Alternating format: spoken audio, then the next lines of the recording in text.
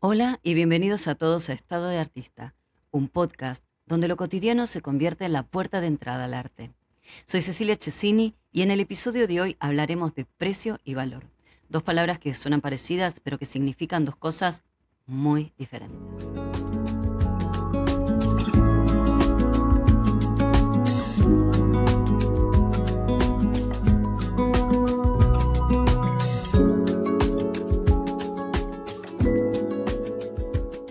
Pensá en la última vez que entraste en la casa de alguien y viste una pintura grande sobre el sillón. Una de esas pinturas de paletas neutra, tonos tierras manchadas con pigmento sobre lienzo. El tipo de obra que combina bien con casi cualquier interior. Bien enmarcada, bien iluminada y bien fotografiada. Para Instagram. Ahora, pensá en lo que pasa cuando le preguntas al dueño de esa casa cuánto pagó por ella y te dice $800, o 1000, o más. Y lo dice con una satisfacción particular. La satisfacción de alguien que siente que hizo una inversión cultural. Que no compró una lámina de cadena de decoración, sino que compró una obra original de un artista con su firma. Esa satisfacción es real. Y el problema que voy a plantear en este episodio no es que esa satisfacción no merezca existir, no. El problema es lo que hay debajo de ella, que es una confusión entre precio y valor que nadie en ningún momento del proceso de compra se tomó el trabajo de aclarar. Porque hay algo en ese comprador que probablemente no sabe que si mañana quiere revender esa obra porque se muda, porque cambia de gustos o por, digamos, necesita el dinero, descubriría que el mercado no tiene ningún interés por esa obra, el precio que la pagó. Que la obra que compró pensando que compraba un bien cultural con valor proyectable es en términos del mercado del arte un objeto decorativo y que los objetos decorativos cuando se revenden no recuperan el precio de compra. No es una estafa en el sentido real. Nadie le mintió. Le vendieron exactamente lo que le vendieron. Una pintura original, hecha a mano, firmada por un artista. Pero lo que nadie le explicó es la diferencia entre eso y una obra con valor de mercado real. Y esa diferencia es sobre lo que vamos a estar hablando hoy.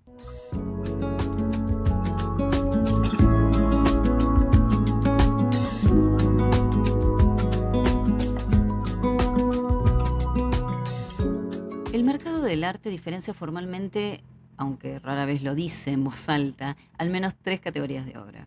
Y entender esa diferencia es la primera herramienta que cualquier persona que quiere comprar arte tiene que tener en cuenta. La primera categoría es la que mencioné antes, el arte decorativo, que se crea principalmente para una función que es la ornamentación.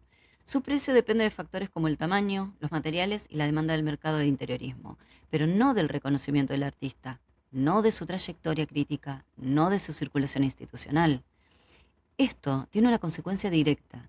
Su valor tiende a depreciarse en el mercado de reventa y su liquidez, es decir, la facilidad con la que la podés convertir en dinero, es baja, es muy baja. La segunda categoría es el arte emergente. Y acá aparece la primera distinción que vale la pena marcar con claridad, que es la diferencia, es la que diferencia el arte emergente del decorativo, que no es necesariamente la calidad visual de la obra, es la existencia de un intermediario institucional como puede ser una galería, con curaduría activa, ¿no? Con un dealer, con una trayectoria, que asume el riesgo de avalar la producción de ese artista. O sea, es alguien que lo respalda. Ese aval no garantiza nada, pero implica algo fundamental, que alguien con conocimiento del campo puso su nombre detrás de esa obra porque la reconoce con un valor más allá que el de solamente los materiales invertidos o la dimensión. Y eso solo ya cambia su posición en el mercado de manera sustancial. La tercera categoría es la del arte coleccionable, o sea, el arte con proyecto o con proyección como inversión. Son obras con trayectoria crítica documentada, con circulación en subastas, con un historial de precio sostenido o en alza, o con un corpus reconocible que forma parte de un discurso artístico relevante. Su precio no lo fija el artista ni una tendencia al momento, claramente, lo fija el mercado secundario a lo largo del tiempo, o sea, el mercado de reventa. ¿Y cómo se forma ese precio? Me van a preguntar. Bueno, el precio de una obra de arte combina criterios objetivos y obviamente factores subjetivos. Porque para los artistas emergentes, el método de base de los costos, ¿no? O sea, el método de base parte de los costos, que son los materiales, las horas de trabajo y la dificultad de la obra, de la técnica empleada. Pero en el mercado profesional, ese cálculo es solamente el piso, es lo mínimo que puede salir. Lo que determina el precio real ya pasan a ser otras cosas. Entre los criterios objetivos, la técnica importa, claramente, tiene una jerarquía. Porque, por ejemplo, la pintura al óleo sigue siendo la técnica de mayor complejidad y mayor prestigio histórico, es la que, digamos, más trayectoria tiene. Y no porque sea mejor en términos absolutos, sino porque la historia del arte ya le asignó ese lugar y el mercado lo termina reflejando. O sea, se continúa respetando este criterio. El tamaño también importa, pero solo también como un piso. Una obra grande, con tintes naturales sobre lienzo de algodón, tiene un costo de producción muy bajo. Y eso no va a desaparecer o no va a cambiar solamente porque la obra sea más grande. Entonces, también importa lo que los especialistas llaman la calidad visual, y vale aclarar esto, porque es importante, ¿no? Que calidad visual no significa qué tan fidedignamente o con qué tanta maestría reproduce la realidad. O sea, no es belleza convencional. Es el trabajo de composición, la complejidad interna de la obra, la coherencia entre sus partes, la originalidad que tiene. Esos son los elementos que los expertos evalúan para diferenciar obras entre sí y donde uno, como coleccionista, también puede formarse con relativa facilidad, pues son convenciones. Esos son aspectos que se estudian y se estudian en muchísimos campos, no solamente en el arte.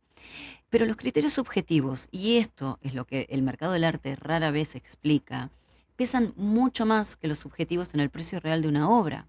Entonces, a la hora de comprar una obra por la cual están pidiendo un montón de dinero, estar informados sobre este aspecto es de suma importancia. La trayectoria institucional del artista, como son los premios, las residencias, becas, participación en salones con jurado, representación por una galería con curaduría activa, todo esto que viene a ser el currículum del artista y el currículum de la obra, importa. Acá no importan los seguidores en redes, sino curadores que pusieron su nombre detrás. O sea, gente que lo respalda, como ya les venía diciendo, que lo avalan y acompañan a la obra y al artista. En ese sentido también cuenta la circulación crítica, o sea, cuánta gente está hablando de esto, pero gente con conocimiento. Dígase, las reseñas en publicaciones especializadas, como puede ser, no sé, acá en Argentina la revista Eñe, o no sé, o la sección de arte de La Nación, catálogos con texto de curador, menciones en estudios académicos, o sea, no sé, en tesis, en tesinas, en libros. Una obra que no genera escritura crítica, no genera historia. Y en el mercado del arte, la historia de una obra es parte de su valor. Pero esto literal. Cuanta más información documentada existe sobre la obra, más puede aumentar su precio, porque esa documentación es la que respalda futuras transacciones.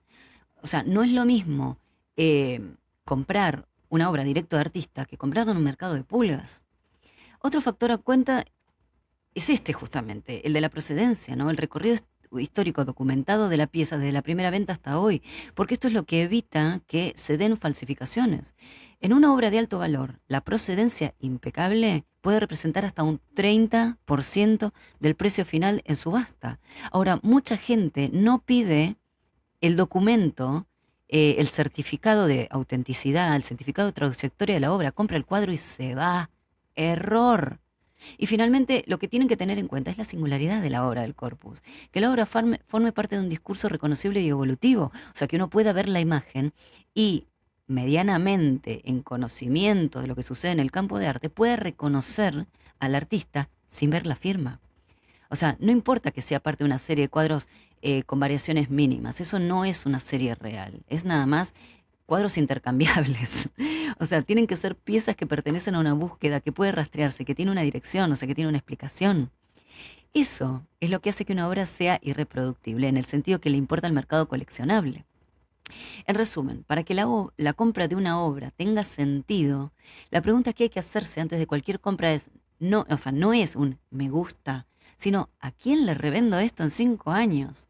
¿Y a qué precio? Entonces, para entender cómo funciona realmente el valor de la obra en el arte, no hay mejor recurso que irnos a los extremos. Y los extremos en este caso son los récords de subasta. Porque, por ejemplo, para ilustrarles un poco todo lo que les vengo a decir hasta acá, ¿no? En noviembre de 2017, una obra atribuida, y esto es importante, atribuida a Leonardo da Vinci, llamada Salvator Mundi, se vendió en Christie's por 450 millones de dólares, convirtiéndose en la obra más cara jamás vendida en subasta. Aplausos. Bueno, para ponerlo en perspectiva, es más que el presupuesto anual de países como Tonga o Micronesia. O sea, fui a buscar este dato porque me dijeron, eso es tipo, puede ser un PBI. lo es. Tonga o Micronesia, el presupuesto anual es menor a 450 millones de dólares. O sea, no podrían comprar Salvator Mundi de Leonardo da Vinci. Y así todo se va a manos privadas, una obra como esta. Pero bueno, lo que es interesante, este caso, para nuestra conversación, no es el número, sino es lo que ese número revela sobre cómo se construye el valor. Porque como les dije al principio, la obra se atribuyó a Da Vinci. Pero para decirlo con precisión, en realidad la autoría está disputada. O sea, muchos expertos cuestionan que la totalidad de la pintura realmente haya venido de la mano de Leonardo. Pero eso no impidió que se vendiera ese precio, porque el precio no lo pagaron por la pintura en abstracto, o sea, no por la pintura por la pintura, lo pagaron por el relato que la envuelve. La rareza extrema de una obra de Da Vinci, ¿no? Porque se estima que existen menos de 20 pinturas de Da Vinci en el mundo en este momento. La historia que se construyó en torno a Da Vinci durante siglos, ¿no? La del artista genial, la del artista polimata, ¿no? La posibilidad de poseer lo que los medios llamaron el último Da Vinci privado, ¿entendés? Porque tengamos en cuenta que la mayoría de las obras están en colecciones de museos nacionales o La Última Cena, por ejemplo, es un fresco en un convento. O sea, las posibilidades de que vos compres un Da Vinci y te lo lleves a tu casa son prácticamente cero. El precio, en definitiva, lo que se pagó por esta obra fue en función del relato que trae, no solamente la pintura. O sea que la calidad técnica indiscutible igual. Otro ejemplo, por ejemplo, es que se dio en mayo de 2022, ¿no? Que la Shot Sash Blue Marilyn de Andy Warhol, ¿no? O sea, la captura azul de Marilyn, alcanzó 195 millones de dólares, también en Christie's. Es una serigrafía, o sea, técnicamente es una obra reproductible, podríamos hacer 20.000 copias idénticas con calidad artística, o sea, no una foto de la obra luego impresa, o sea, podríamos reproducir la obra, porque en definitiva la serigrafía es una técnica de arte impreso, ¿no? Eh, y encima, si uno lo piensa, Andy Warhol produjo más de 9.000 pinturas y esculturas, creo algo de 12.000 dibujos, o sea, él producía 35 obras diarias, para que se den una idea. O sea, no es escaso un Warhol, pero su valor no tiene que ver con la singularidad del objeto físico, sino con la centralidad de Warhol en la historia del arte del siglo XX, ¿no? Del momento histórico que representa. O sea, lo que hizo Warhol en el momento que lo hizo, hace a Warhol. Entonces, el precio es el precio de la historia que la obra carga. Es el peso de la historia que el artista lleva consigo. En 2021, la fama Cis pose de una fenêtre, o sea, la mujer sentada cerca de una ventana de Picasso, que es una pintura o sea, que tiene por modelo a Marie-Thérèse Walter, pertenece al periodo surrealista de Picasso, que es uno de los periodos más buscados de Picasso. Por estos factores, digamos, fue una obra que terminó vendiéndose por 103 millones de dólares. Y en ese caso, un factor determinante fue la procedencia, porque la obra estaba documentada de una manera impecable desde la primera venta. O sea, cada transacción de mano a mano estaba rastreada y certificada. Eso solo puede haber representado una porción significativa del precio real. O sea, si hablábamos de que puede ser el 30% de la obra, eso significa que con una base de 60 a 70 millones llegas finalmente a los 100, ciento y pico, ¿no? Fíjense lo importante es que la obra venga con todos sus documentos. Hijo de quién es esta obra. Estos tres casos tienen en común algo que vale la pena subrayar, ¿no? Que décadas de historia documentada, de circulación en el circuito institucional más exigente del mundo y un sistema de validación construido por múltiples actores independientes a lo largo del tiempo, no son meras anécdotas, ¿no? O sea, no son comparaciones para que se sientan intimidados esto, no es para desanimarlos de entrar en el mundo del coleccionismo del arte, para nada. Pero sí son ejemplos de un mecanismo que opera en todas las escalas del mercado, incluso en las más modestas. Entonces, hay que tenerlo en cuenta siempre. Ahora bien, una pregunta incómoda que plantean todos estos números que es, ¿el mercado del arte entonces premia la calidad artística? O sea, ¿la premia? Y la respuesta honesta es, no necesariamente, y no siempre, y no en el corto plazo, la verdad. En el mercado del arte, a diferencia de casi cualquier otro mercado, el valor se construye sobre tres pilares que se retroalimentan, ¿no? Que es el precio pasado de la obra, el precio presente y el precio futuro proyectado. O sea, pretty much como comprar acciones, no sé. Un comprador que paga mucho por una obra ahora está en parte apostando a que otro le va a pagar todavía más en el futuro, porque si no pierde plata.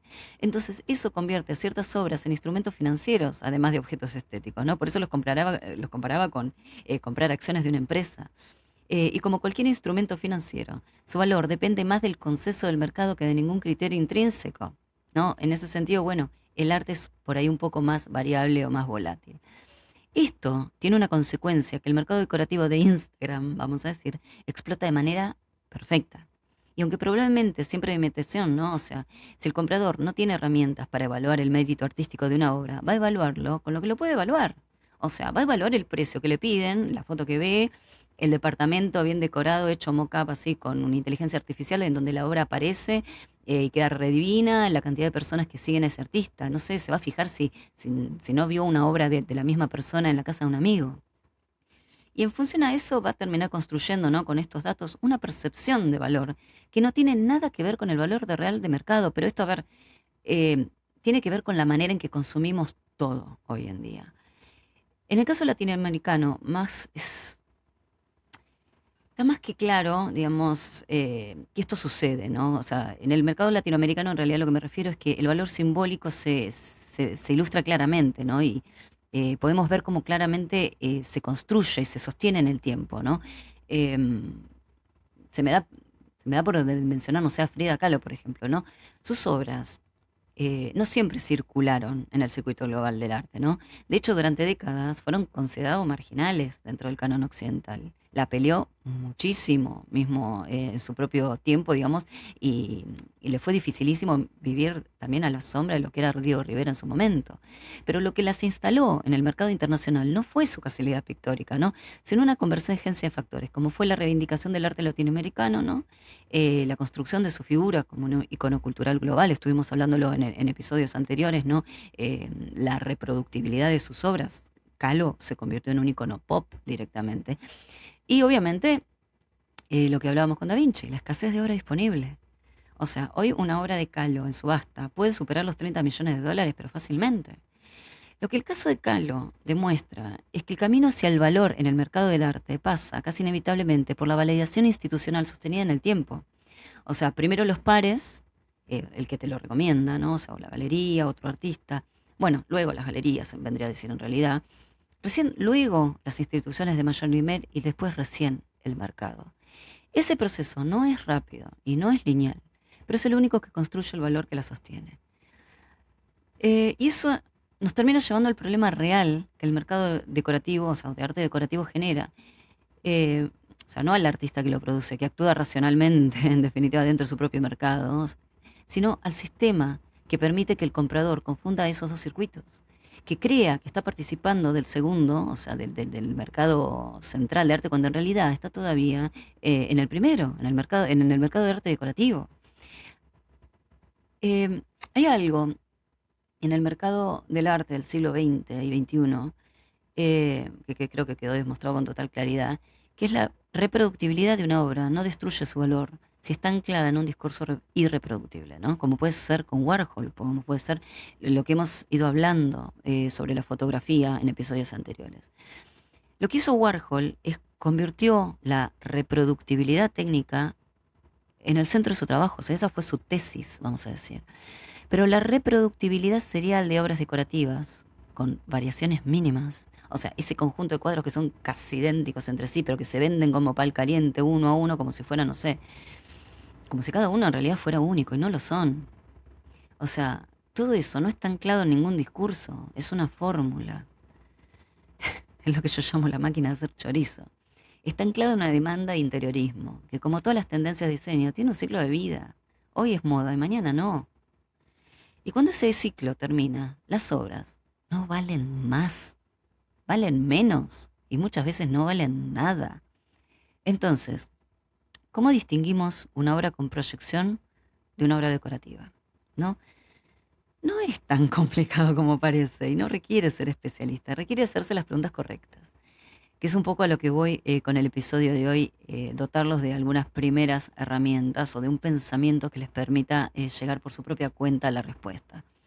Porque si lo que se busca es no malgastar el dinero y adquirir una obra que no se deprecie, deberíamos preguntarnos, ¿no? Sobre el artista, por ejemplo. eh, ¿tiene representación de una galería? O sea, no alcanza con que se venda en una galería. La clave es si es una galería con curaduría activa, ¿no? O sea, no una casa que se dedica a vender cuadros. O sea, una galería con curaduría activa que lo representa de manera continua, que se encarga de promoverlo, que lo lleva a ferias, que lo incorpora en su catálogo como puesta a largo plazo. O sea, si vas a confiar en una galería, tenés que ir a una galería respetada. No te voy a decir con renombre, pero una galería reconocida por tener una aproximación artística a las obras que vende. Entonces, esas obras aparecen en catálogos, aparecen en publicaciones o en textos críticos. No sé, participó en premios o en salones. No hace falta que esté premiada la obra. Ya con que haya sido admitida es algo. Si el artista, digamos, por ahí no esa obra en particular, no capaz no estuvo en un salón o en algún concurso en particular, pero el artista tiene otras obras en esa categoría, eso vale. No sé, ¿hay mercado secundario? ¿Hay alguien que haya comprado obra de reventa que le haya pagado más que el primero? O sea, son precios que, o bueno, no sé, más que el primero, o que le haya vuelto a pagar lo mismo al que la vende.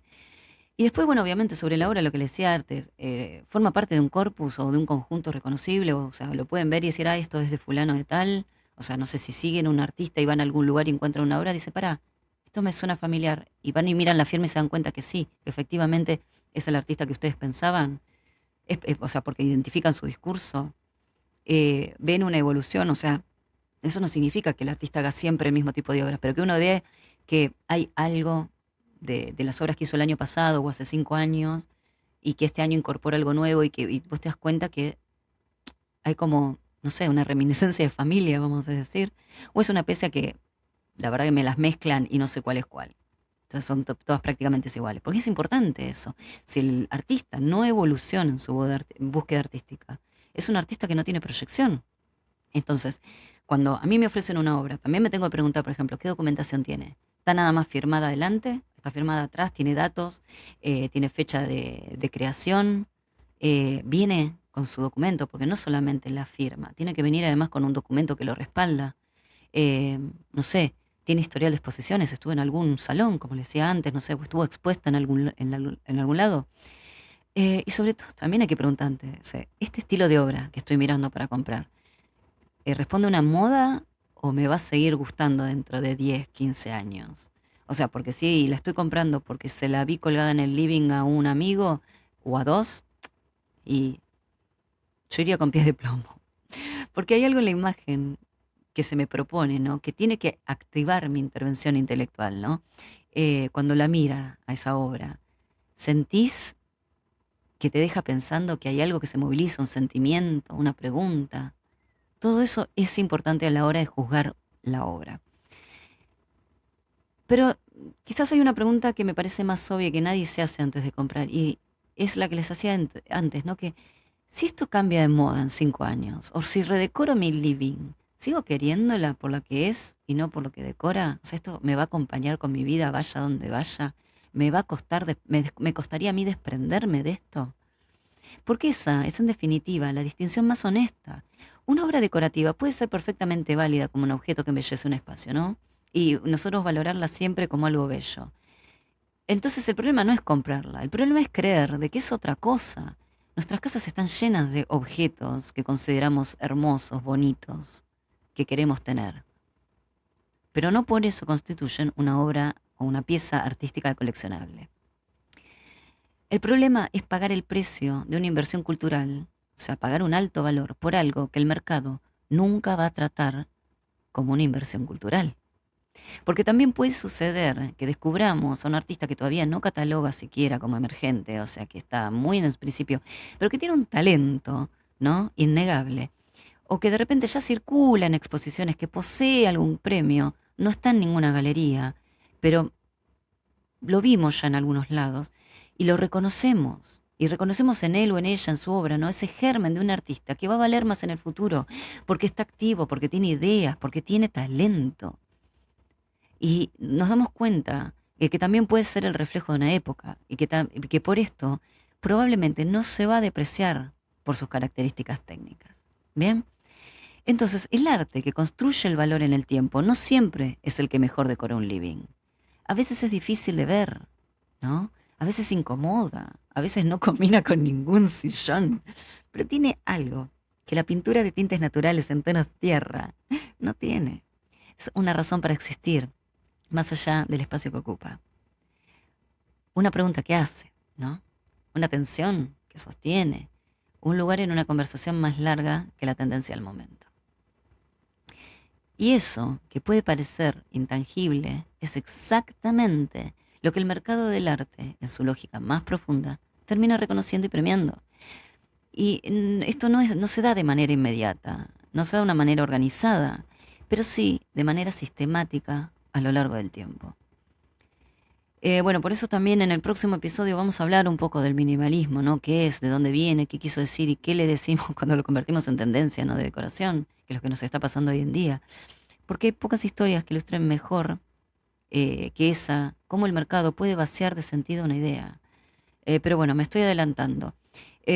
Por eso vamos a cerrar acá por esta semana y les propongo el ejercicio para estos días, ¿no? El ejercicio reflexivo, que lo que quiero que hagan es que la próxima vez que vean una obra en venta, ¿no? Ya sea en redes, en una feria, en una galería, y que sientan ganas de comprarla, aunque sea, digamos, de manera hipotética, que dijeran, ay, cómo me gustaría tenerla. Eh, no se pregunten solamente si les gusta. Pregúntense, ¿qué sé de este artista más allá de lo que veo en la pantalla del celular, en la pantalla de la compu, delante mío en esta galería? ¿Y quién más, además de él o ella, está diciendo que esta obra vale lo que están pidiendo? O sea, anímense a cuestionar el valor de la obra. Pero si quieren ejercitar más la observación activa, lo que les propongo es buscar dos artistas visuales que trabajen en un estilo similar, algo que a ustedes les guste. Busquen a ver cuál tiene representación en galería y cuál no, o sea, cuál vende exclusivamente por redes. Y comparen los precios que piden. Busquen si el primero aparece en publicaciones o subastas y fíjense si el segundo tiene textos críticos sobre su obra. O sea, comparen un poquito el currículum de ambos. Y en ese ejercicio, que les va a llevar un poco más de 5 minutos, van a terminar teniendo más información sobre el valor real de cada obra que cualquier otra cantidad de corazonadas o corazoncitas en Instagram. Les dejo una pregunta para que me respondan aquí en los comentarios o en Instagram en @CeciliaChesiniArte y es, ¿compras arte que te habla o compras arte que te combina? La respuesta dice más del mercado que de vos. Si este episodio te gustó, te hizo mirar algo distinto a lo que ya tenías colgado en una pared, compartí este episodio y si querés seguir pensando en arte desde lo cotidiano, seguime en Instagram como @CeciliaChesiniArte. Nos encontramos la próxima semana.